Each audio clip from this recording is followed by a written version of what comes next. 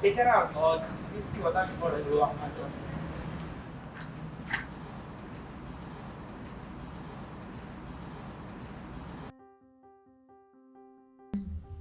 You guys are looking at our SOW photo Oh my. Justin, your hair still red one at the time. Aiya, still handsome what?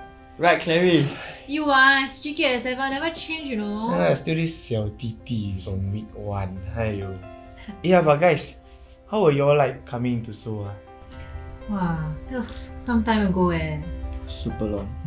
Honestly, I was quite lost and broken before Seoul. I remember feeling like God abandoned me and I had a very bad image of Him. Yeah, but I saw, a lot of my friends who came for Seoul, had their lives changed. And I wanted something like them also, and I really wanted to be free from my negative scripts.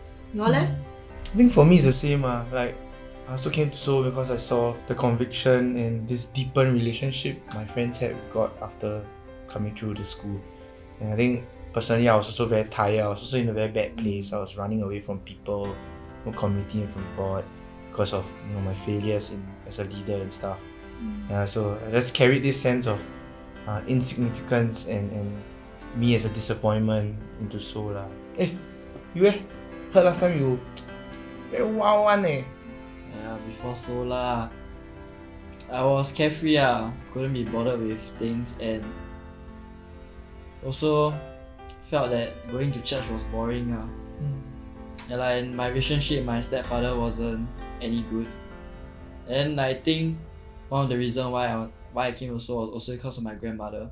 Because she paid for my school fees. Wow. But a part of me also wanted to find growth in my life.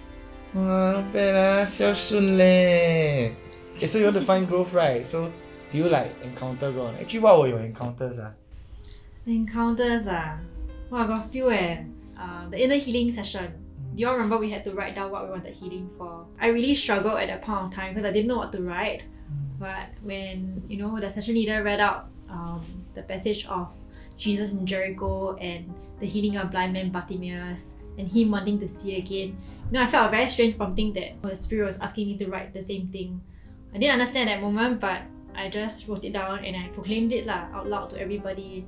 And somehow I remembered I had this strange conviction that Jesus really gave me new sight. Even though I didn't know what that meant, I just sat down and prayed and I was granted this vision of my inner younger self standing outside at the benches.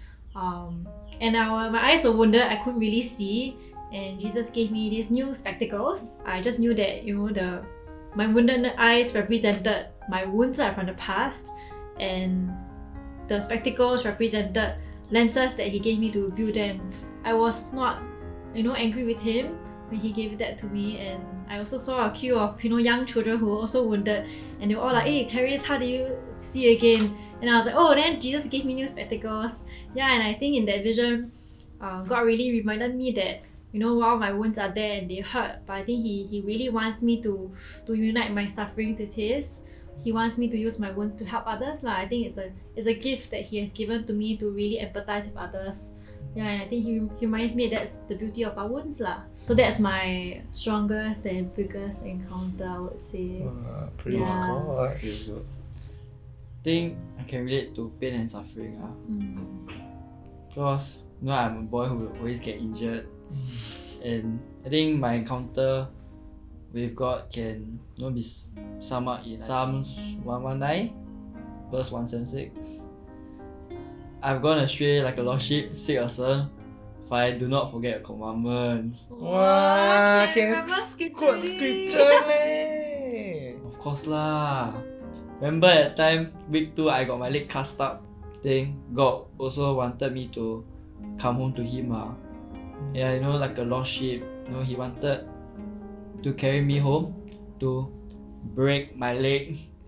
Yeah man, I remember that period, we had to like cling wrap your leg lah, then have to like carry your stuff lah. Really like the 小弟弟 of our batch we really just take care of you all the way. So actually was that your encounter or was there something more? I think the biggest encounter for me was during a prayer session where we were were asked to forgive those you didn't want to forgive like before the session but I really let go of everything, especially my stepfather. And this relationship with him, for 6 years I didn't really be bothered with him, didn't respect him as like my own father. During that weekend, I think the Lord also challenged me to go home and be more willing, because He healed my heart that with my stepfather and that respect that I should give him.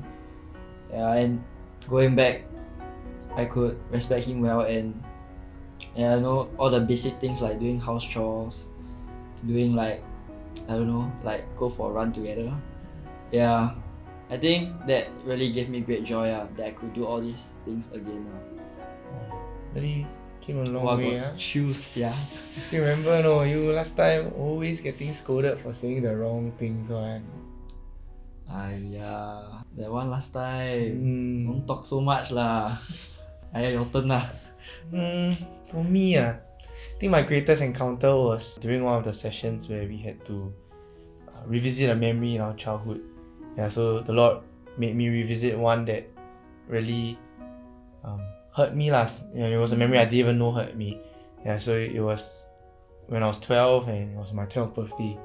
So something happened in the family and everyone turned to me lah. There was this scene that they were just saying how I needed to not cause trouble anymore, that I needed to be a good boy. I think in that moment I just felt very helpless and very abandoned by God, and like everything was my fault even though I had no part to play in it. So I think as I was reflecting, I asked God like, why did you bring me back into this moment? Like where were you in this moment also? He revealed to me all that He was actually right next to me on my couch in my childhood home, just hugging me, holding me and just making sure that I was being protected while everything was unfolding. And I think He also showed me how this memory had affected my own self-image from a very, very young age. Like there's always this need to seek superficial validation and affirmation from people, and there was this constant need to feel significant and important to others. I think He really reminded me that there was no need to go out and search for all these things in the world, because God already loved me and He really loved me and He desired to give that to me So I think that was my most powerful encounter I would say. I just feel so happy hearing how God has really changed both of you. I mean, Justin, just now you said that you're a changed boy now, so I'm just wondering how else have you changed since so? After so I kept up with having to say my prayers for 10 minutes. These 10 minutes gives me peace. And also y'all should know journaling. I don't like to journal one. Since the start until now, each day my journaling it became longer and longer. And I think it also got message to me that when I look back at my journal, I could see myself growing. Could see myself growing spiritually, physically. And I think He really wants me to be who I am today. I think same. I've learned to appreciate that journaling can help me look back and see where God is and how He's been working in my life. It's similar for me also. Journaling has definitely been part of my life now. I think other than that, it's also I realized I have an increased desire for scripture and theology, which is totally new because before I was not interested in both at all. And I don't look at pain and suffering in the same way anymore. I'm no longer angry with God when I see someone in pain. And I have this joy within me that I can't really explain. It's just so immense that I really want to spread to everyone around me, and I've seen changes in the way I speak to my friends, my family, my husband. I mean, if I were to summarize in one sentence how Soul has impacted my life, before Soul, I can really say I love my husband more than Jesus, but now I love Jesus more than my husband. Yo, if Kevin hears this, he'll be very happy lah. Okay, true. God number one, right? Yeah, I think for me, Soul was really a restoration of my identity. So I think coming out of Soul with this restored identity, I And I've learned to run towards Jesus instead of running away. I think every time these lies that tell me that I'm insignificant or unimportant, when they come up again, I know I don't have to run away anymore.